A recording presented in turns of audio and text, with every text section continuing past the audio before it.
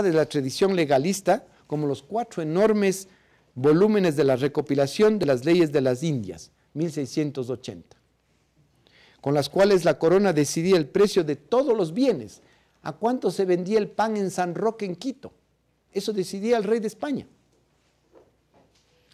Como dice nuestro decano de leyes, más del 80% de las leyes del Ecuador, ¿quién las emite? ¿El Congreso o el presidente? El presidente. Es decir, es igual que un reinado, es un rey. Un estado centralista y además mercantilista. En 300 años de colonización se entronó no solo la actitud monárquica del rey, en nuestro caso del presidente, sino el mercantilismo, la vida en base de las prebendas del rey, en nuestro caso del presidente. En ese tiempo se llamaban donativos graciosos.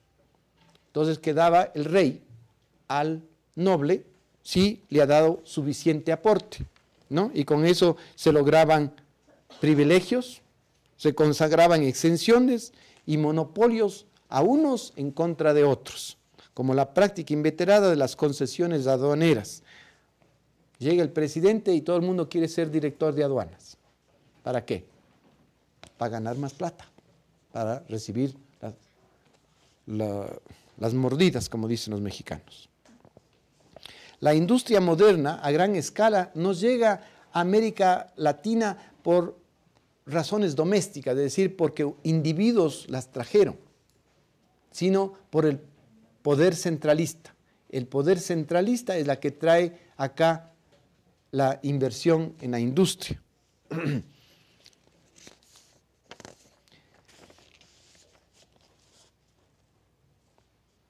Entonces, lo que tenemos es una concepción centralista, y no solamente la concepción centralista en el sentido de que Quito manda o Madrid manda, sino también en la forma de crear riqueza y de distribuir la riqueza. Miren este gobierno, ¿quién debe crear riqueza? El Estado. ¿Quién debe distribuir la riqueza? El Estado. ¿Quién debe decidir la comunicación? El Estado. ¿Quién debe decidir la forma como se manejan las universidades? El Estado. ¿Quién debe tener tal carrera? Deben estudiar los ecuatorianos diseño gráfico. ¿Decide quién? El Estado. Y no se dan cuenta, miren en dónde estamos, que el celular, por ejemplo, no se dio porque el Estado decidió que había que tener más personas que sepan software y hardware. Ninguna persona soñó que íbamos a tener el celular. Ningún Estado soñó, ningún presidente soñó dónde íbamos a estar. Ustedes se van a graduar en 4 años. ¿Qué les espera en el mundo? ¿Saben? Imposible, a menos que sean adivinos.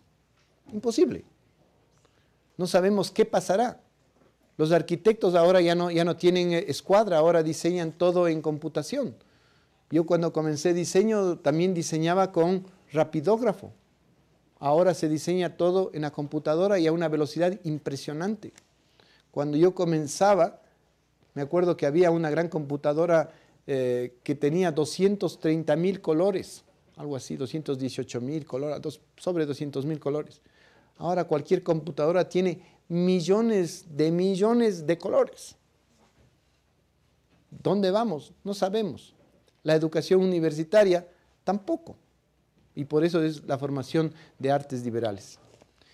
Y en esta parte de comunicación, América Latina, o Ecuador mejor dicho, Ecuador tiene menos del 2% de cobertura de banda ancha.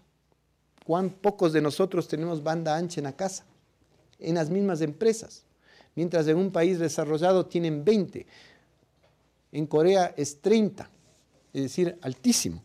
Entonces, el nivel de subdesarrollo es enorme, la brecha tecnológica es enorme, la forma de hacer las cosas es enorme. ¿Y a qué se debe todo esto? Es como que como sociedades, a que nosotros pasamos a ser una sociedad adulta sin haber pasado por la adolescencia. No pasamos el humanismo, no pasamos de la ilustración, las ideas de libertad, No hemos llegado a la era industrial, a la revolución industrial, y no hemos pasado por ese cambio en la forma de pensar. Nosotros agarramos una computadora como si fuese casi nuestra, pero no lo es. Como culturas, nosotros solamente participamos en el 2% del conocimiento, del desarrollo, investigación e innovación. Es decir, la situación nuestra es bastante grave. Ahora, pónganse a pensar, de todos los 600 millones, ¿cuántos son niños?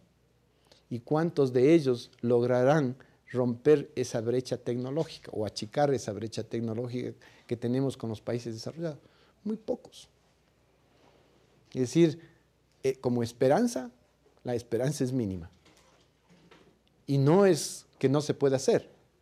Ahí tienen el caso de Singapur, un país verdaderamente enano, que no es unas cuantas provincias del Ecuador. Y es un país muchísimo más desarrollado con nosotros, con un nivel de pobreza muchísimo menor, con un nivel de satisfacción muchísimo menor, etcétera, etcétera. Bueno, con esto termino. Muchas gracias. Y si tienen preguntas o comentarios.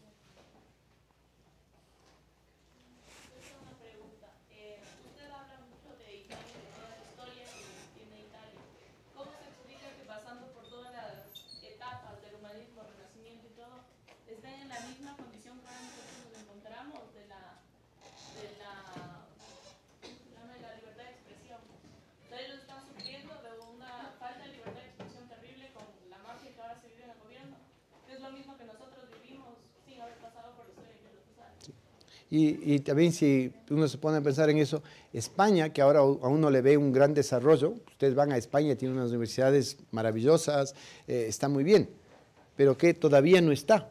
¿Qué es lo que pasó? En Europa, el desarrollo que comienza, ¿dónde comienza todo este desarrollo, esta idea de libertad? En los puertos, ¿no? Porque había mucha comunicación, hay un intercambio libre de ideas y de bienes. Son los puertos italianos, básicamente. Pero todo eso se va moviendo hacia el norte con la presión de la Iglesia. La presión de la Iglesia le obliga a la gente a mover. Y ustedes ven que toda la ciencia se va moviendo hacia Alemania, Francia, los Países Bajos. Y Italia se va retrasando, retrasando, retrasando. Y no se ha recuperado. Y España, con todos los problemas que tenía, religiosos básicamente, tampoco llegó a desarrollarse. Entonces, la parte de abajo de Europa queda rezagada y la parte del norte sobresale. Quien sobresale es Francia, Alemania, los Países Bajos, Inglaterra, por supuesto.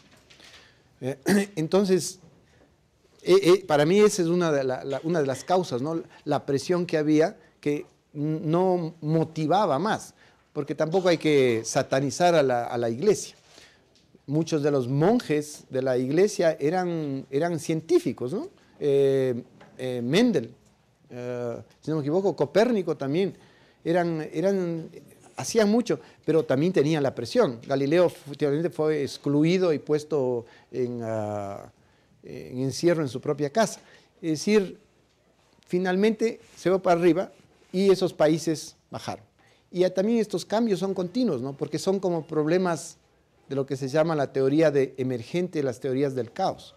Es decir, miren cuando se cae Lucio aquí, es un ejemplo real, práctico para nosotros. Le van a votar a Lucio, no, le van a votar al Congreso y se cae Lucio. ¿Qué pasó? Entonces, son situaciones caóticas que no sabe a uno a dónde van. Y también en la geografía es lo mismo. Vean los cambios que han ocurrido en Europa, que uno no se esperaba. Hay un libro que recién sale que dice que para el 2040 el país fuerte, entre los países fuertes va a estar México. Europa va a decaer, ¿no? Pero no se sabe. Es decir, uno puede hacer las predicciones en base de lo que hay, pero un cambio muy pequeño hace cambios enormes. Vean un ejemplo más claro. 1492. 1492 los españoles llegan acá. ¿Por qué llega Colón acá? se dice que él fue a tocar a 5 príncipes europeos.